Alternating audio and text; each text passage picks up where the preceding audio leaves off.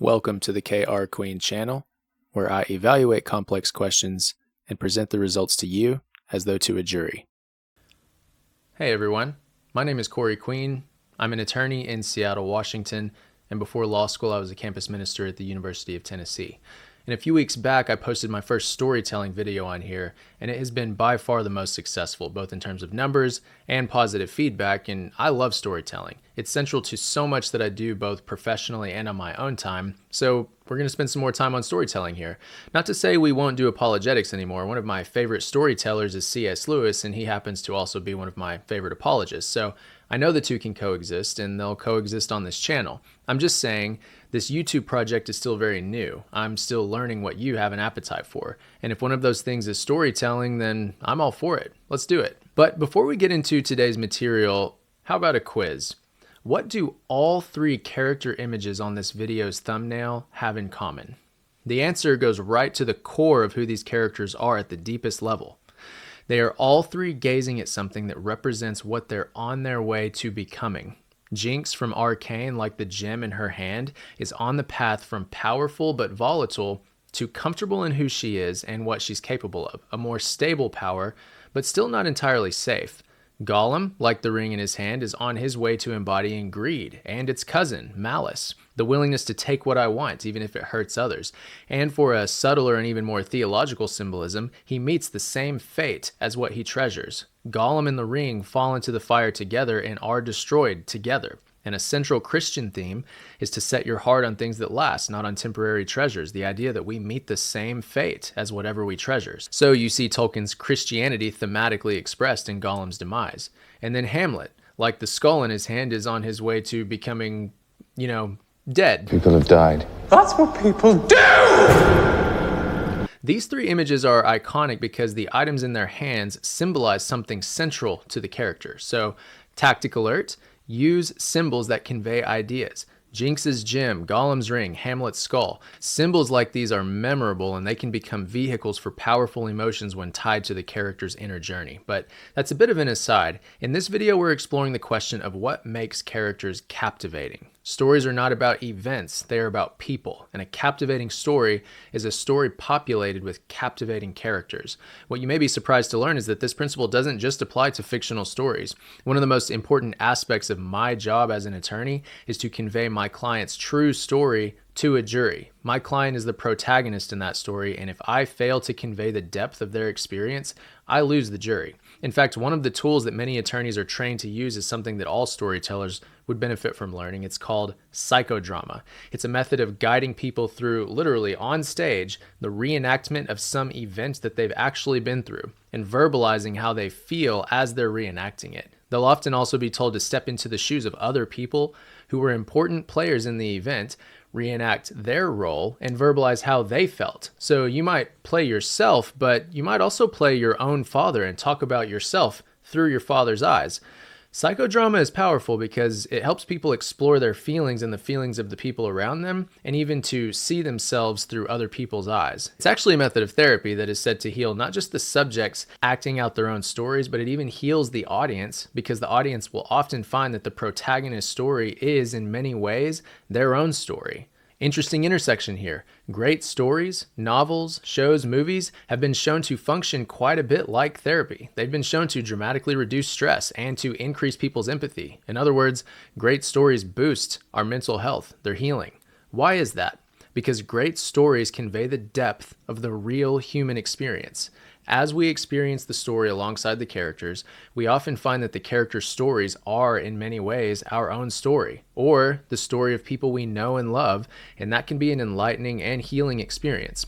So let's dive into what makes a character captivating in a story, even if that's a story about a real person. Real or not, it's only when we capture the essence of that person and the deep inner reality of their experience that the character comes alive for the audience and captivates them. Have I mentioned that stories are about people? And that's because people, real people, are captivating. So let's figure out how to get that across.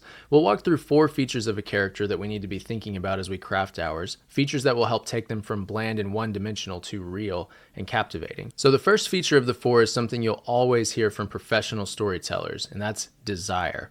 Everyone is driven by some desire, and when a character's desire is clear to the audience, then the audience can root for or against them to get it, whatever it is, or at least be intrigued and wonder if they'll get it. Now, this is standard advice and it's good advice, but when I first heard it, I didn't realize just how much complexity and nuance can go into this. Because here's the thing, yes, everyone is driven by some desire, but it's never only one. Life's a lot messier than that, and people are a lot more complex. We have layered desires, and although those desires often work in harmony, just as often they conflict. We have our external desires, I want this job, or revenge, or to survive something dangerous, or for the girl to fall in love with me. We have our internal desires. I want to become the kind of person I was meant to be. I want to have the courage to do what's right, even when it's painful or embarrassing. And already, tension can arise. Maybe I want that job, but I'm told the only way to get it would be to do something that I'm morally opposed to, something that violates the kind of person that I want to be.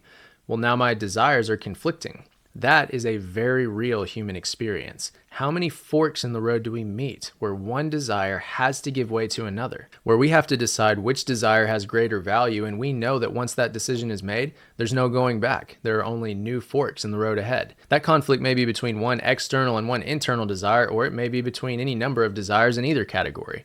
And really, even that distinction, the distinction between external and internal desires, I don't think fully unpacks the complexity of human desire. We can add some further nuance to this. For instance, there's what I want to do, there's what I want to have, what I want to be, and what I want concerning other people. And let's walk through a few examples of these.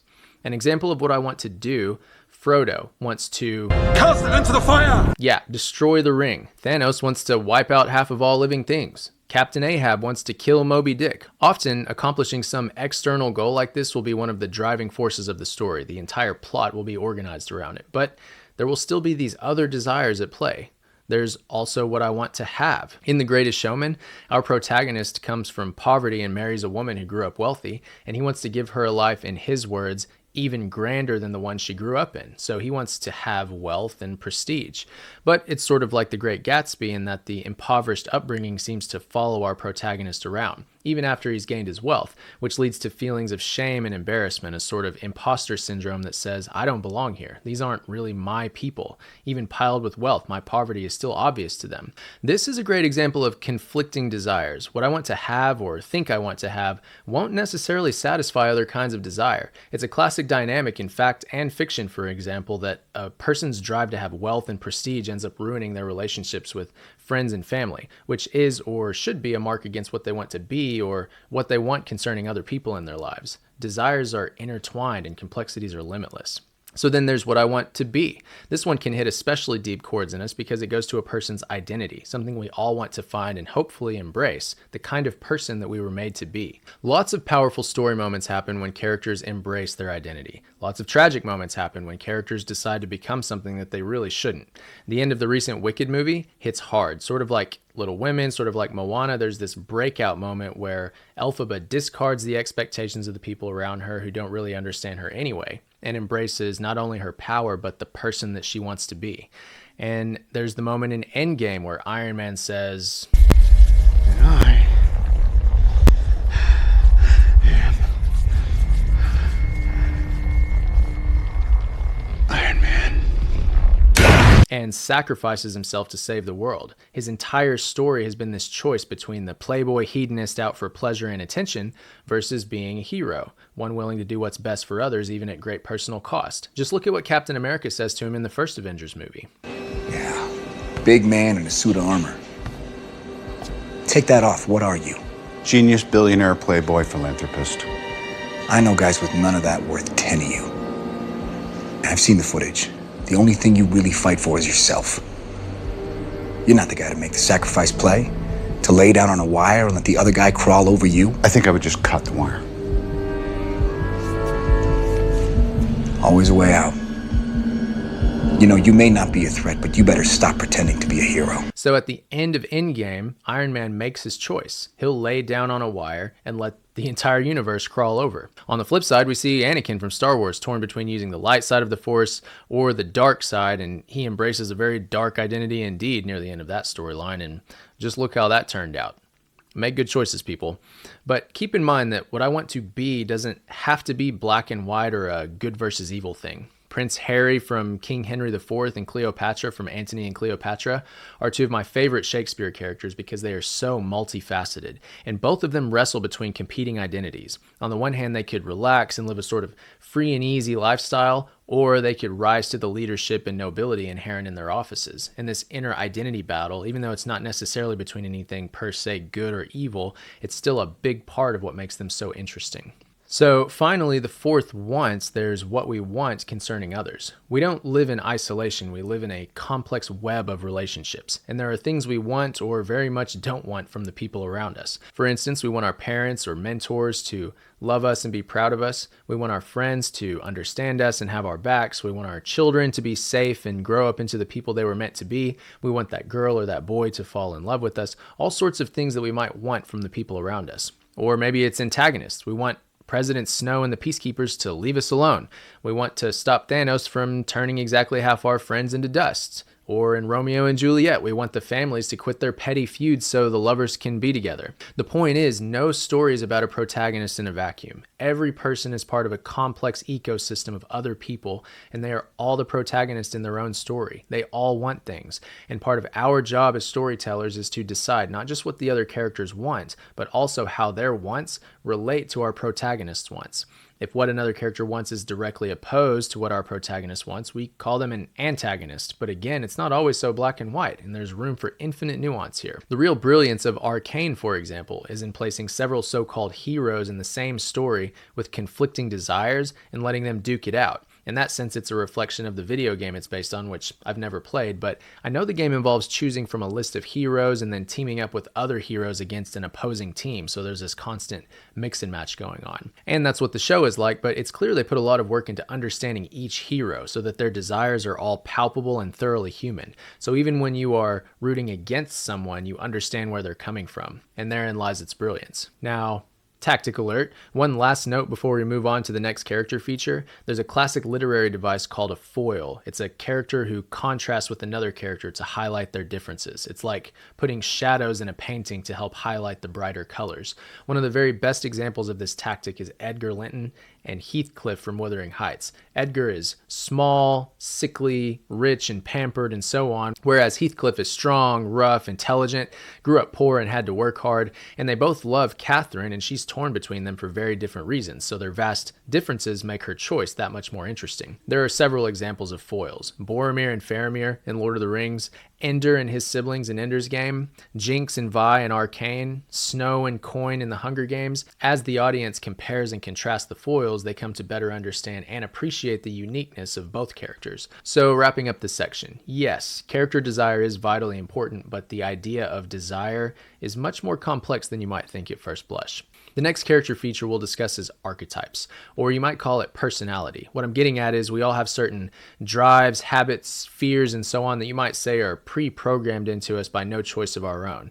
It's in us because of our genetics, our upbringing, our species. We choose what to do with that material once it's in our hands. That's a feature of being in God's image. We aren't mere products of our environment. We make authentic decisions that mean something. But even so, we don't choose the raw material that our deeper self has to work with. We're given a bunch of traits and must choose from within the confines of those traits. There's no getting around that. That's something I've especially learned as a parent. I'm not molding my kids into anything. The best I can do is help them navigate what they already are, but I didn't choose that for them. They just are what they are. Their personalities were in them from the start, and there's nothing I could have done about it. So every character will have some personality, some archetype, and identifying their type, if you will, helps to portray them more realistically and perhaps ironically helps highlight their uniqueness. With no understanding of other archetypes, it's easy to fall into a rut of crafting characters who look a bit too much like their author. Understanding the archetypes is a great way to avoid that danger.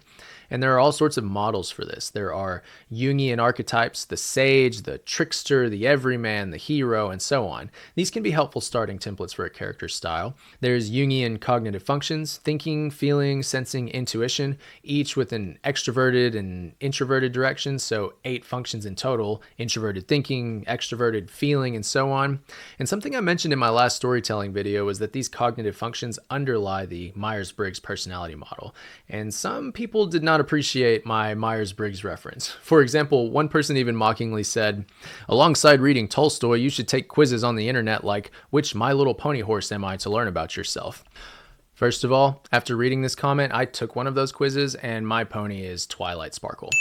I don't necessarily recommend that, but I will say Jung's cognitive functions are distinct from the Myers-Briggs, though they are related, and ever since my undergrad psychology professors had me take the Myers-Briggs, I've found it to be a useful tool. It's not perfect or comprehensive, you won't shoehorn the entire range of human personality into 16 types, but again, we're just trying to break out of how we see the world by default and get a clearer view of how other people work.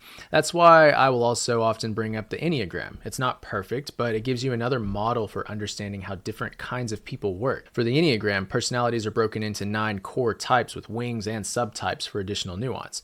And you'll see some overlap and some differences between the various personality models. There's no need to box yourself into any one of them. The idea is to break out of the box that we all innately live in, our own limited perspective, and infuse some authentic humanity into our stories. If you have disdain for some of the personality models, that's fine. Don't look at them. Do what works for you. But one last model worth considering isn't really a model at all. It's real people. Whether that's someone you know or a biography you've read, real people are interesting, and there's no reason you can't use them as templates for your characters. Obviously, many of Shakespeare's great characters are dramatized renditions of real people, like the 2 I mentioned earlier, Prince Harry and Cleopatra, but there are plenty of other examples. Sherlock Holmes was based on one of Sir Arthur Conan Doyle's medical professors. Rocky Balboa was based on Rocky Marciano. Howard Hughes was a basis for Tony Stark and the Christopher Nolan version of Bruce Wayne, Iron Man, and Batman. These are some of the most famous characters in literature and on the big screen, all based on real people. This tells us that some of the best models for characters are real people. In the words of Sherlock Holmes, life is infinitely stranger than anything which the mind of man could invent. So pay attention to the real people around you. Listen to them, ask them questions, learn what makes them tick, what they want, what they love, what they're afraid of, what makes them mad, what brings them peace. Not only will this make you more empathetic and a more pleasant person to be around, it will also give you lots of material for crafting more believable characters. And I suppose I should add, there's no reason you can't use fictional characters as templates too. Jinx takes inspiration from Harley Quinn and Bellatrix Lestrange. One of my favorite characters, Patrick Jane from The Mentalist, puts a unique modern twist on Sherlock Holmes. You'll even see entire casts of characters from one story rebranded into new ones, such as The Lion King, the version of Hamlet that 90s kids grew up with. And Simba, who also happens to be a popular character in African folklore, features in Lion King as a slightly less angsty and philosophical Hamlet. The overall point is that it's not a bad idea to familiarize yourself with archetypes, whether that's from personality psychology, real people, or fictional characters, or why not all 3? Creativity is not an act of making something new ex nihilo. It's an act of taking pre-existing materials and combining them in some new, fresh way. Characters are no different, and the more we learn about different kinds of people in fact and fiction, the more material becomes available to us as we craft our own characters.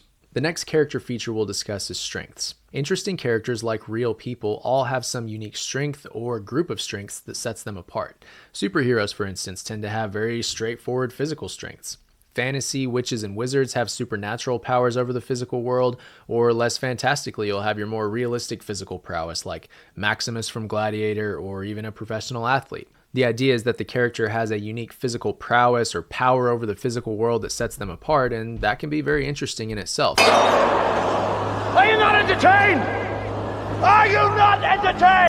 But strengths don't have to be physical to be interesting. It could also be mental powers. Sherlock being an obvious example that's come up already a couple of times. He's interesting because he's almost always the smartest guy in the room, and we enjoy watching him solve puzzles. And there are lots of characters who are fascinating because they're brilliant. Again, Ender from Ender's Game and his siblings, Wyrus and Beatty from The Hunger Games, Will from Good Will Hunting, Alan Turing as portrayed in The Imitation Game, Mark Zuckerberg is portrayed in Social Network. For all of these characters, a big part of what makes them interesting is their brilliance. Whether that's Sherlock solving crimes, or Ender's military strategy, or Will doing mathematical formulas and reading at the speed of light, people enjoy seeing mental prowess in action. Now, it is difficult to craft a brilliant character because it requires some level of brilliance to put brilliant thoughts into their minds, but we do have the benefit of time, something it takes us 2 days to puzzle puzzle out, we can have our brilliant character figure out in 10 seconds. Even so, it remains a challenge with any amount of time to give our characters brilliant thoughts, and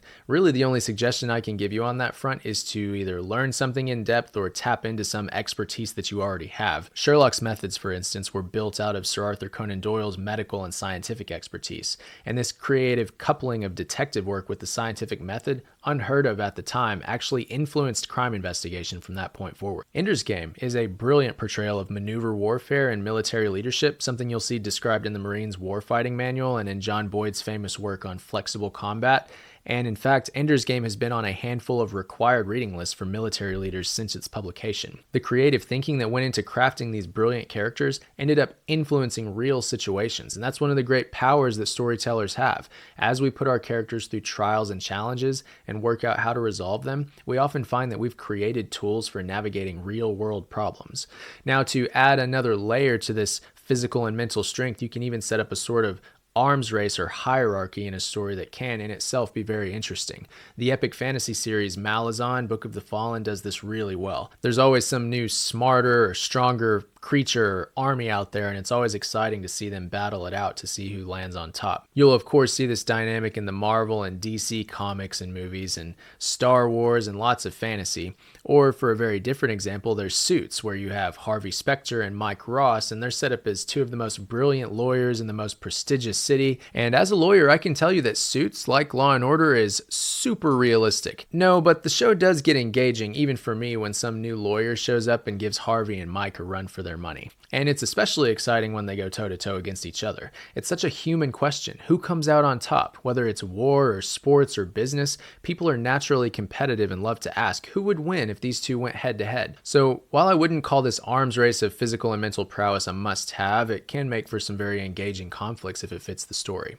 Beyond physical and mental strength, there can also be what you might call moral strength, like Samwise Gamgee. He's not too smart, he's not too strong, but he does everything in his power to protect and support his friend, and that alone is enough to make him the hero of the entire story to many people, including Tolkien himself. And yet again, we can talk about Ender. He's tough and brilliant, yes, but it's his empathetic desire not to hurt anyone, even enemies, that makes him heroic and effective as a leader. His moral strength sets him apart as much as anything. For another example, Hazel, the protagonist of Watership Down, has a similar dynamic. He's not the strongest or weakest, he's pretty balanced, but he's thoughtful and has the courage and empathy that make for strong leadership. He understands people, he cares about them, and he helps them become the best versions of themselves for the good of the whole team. And it's this moral strength more than anything else that makes you root for him. So notice, we not only have these different kinds of strengths, physical, mental, moral, the dials on these can be adjusted to create an infinite spectrum of possibilities. Turn the physical and mental prowess pretty far down and max out the morality and you get Samwise Gamgee.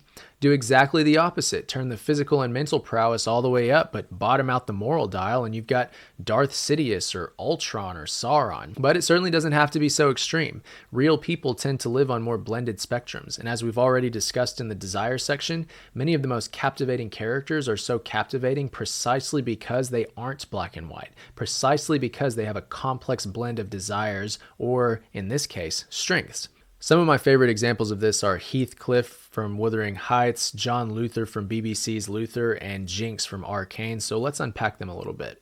Heathcliff is a famously polarizing character. He's got a gritty physical toughness to him and he's very smart, but he's morally ambiguous. You never quite know if he's being kind or wicked, and it's made more complicated by the unreliable narrators telling you about him who clearly don't understand him. So he becomes a sort of literary ink blot test. You can't help but read your own perspective into him, and in his moral ambiguity, he's one of the most interesting characters in all of literature.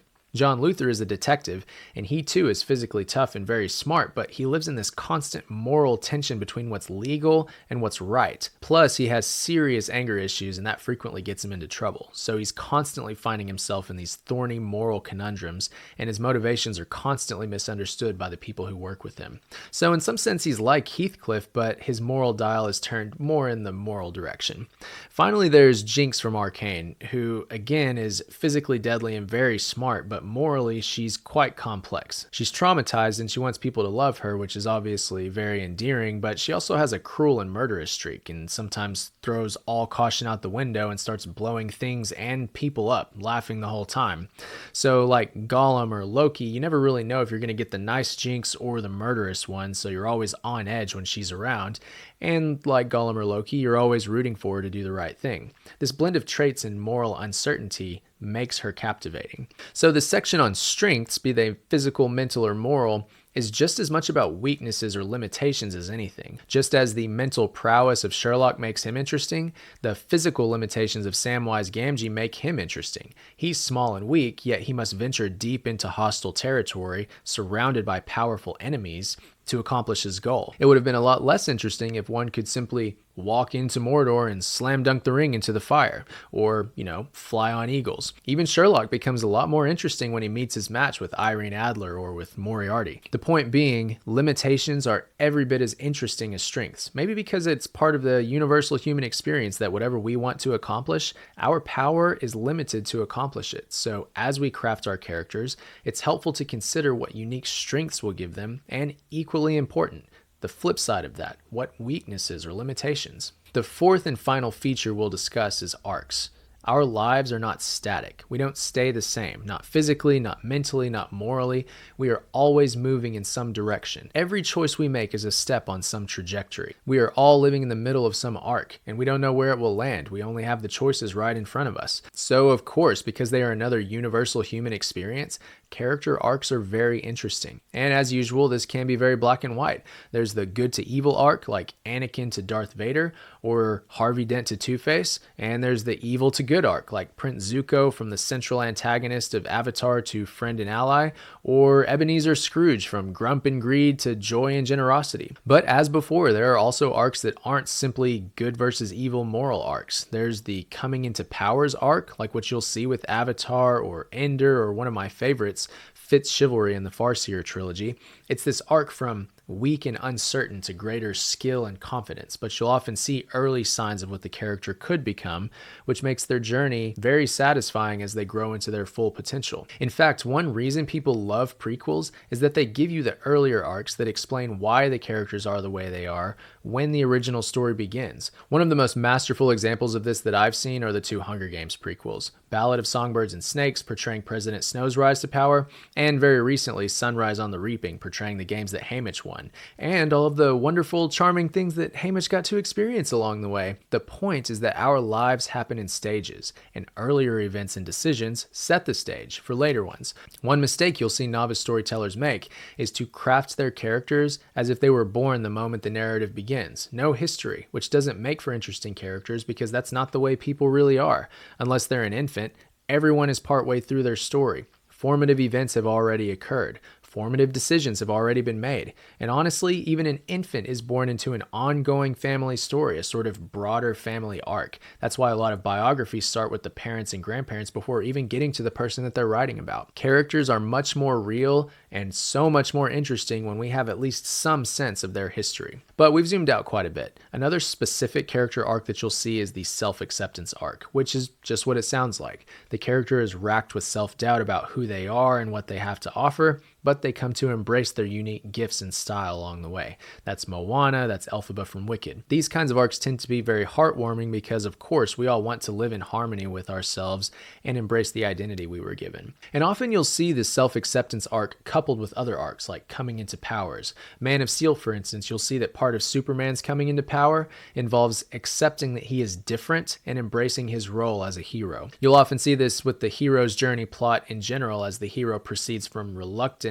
to embracing their mission. Another common arc that's not so heartwarming is the descent into chaos. You see this with Azula from Avatar, and Lady Macbeth is the best example of this in my opinion, driven by guilt into insanity, sort of like what begins to happen in Crime and Punishment before Raskolnikov turns it around. But another great example of this is the brilliant Joaquin Phoenix Joker, who both descends into chaos and simultaneously embraces his own unique style and gifts. So again, merging different types of arcs. And I say brilliant because nothing goes his way. Life is not fair to him. So by the end, you're kind of rooting for him, even though that means rooting for a classic villain to break out and embrace his villainy. But They make it work. That's the genius of it. And we've just scratched the surface. There are lots of arcs to choose from, as diverse as the human experience itself. And as with personality archetypes, the goal isn't to force your story into some cookie cutter idea. The goal is the opposite. It's to expand the realm of possibility for you, to add tools to your toolkit for considering different trajectories that your characters can follow,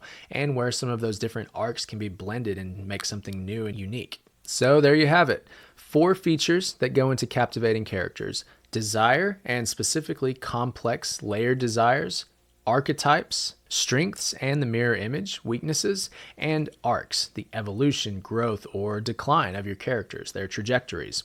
So as you engage new characters or think about old ones that you love or hate or find boring, try dissecting them under these traits. You may find it enlightening, the insights and patterns that emerge. Now, like I say, we're getting to the end here, but I want to say a couple of folks have asked me to touch on new topics ranging from Woody Allen screenplays in the storytelling space to more thoroughly addressing Bart Ehrman's arguments in the apologetic space. And I am keeping track of all these requests, and I will do my best to meet them. So please do let me know if there are other topics that you would like to see covered. As I mentioned earlier, what you have an appetite for will help to frame this YouTube project as much as anything. So don't be shy. Let me know what you'd like to see. But until then, God bless you in your endeavors to craft captivating characters, and I'll see you next time.